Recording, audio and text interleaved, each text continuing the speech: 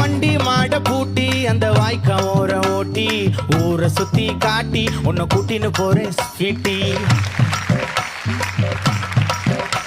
நான் ரொம்ப கோபக்காரி, நீ சுத்துற ஒரு மாதிரி ஆடிக்காரி ஏறி நான் போக போறேன் சாரி. ஓ அப்படியா?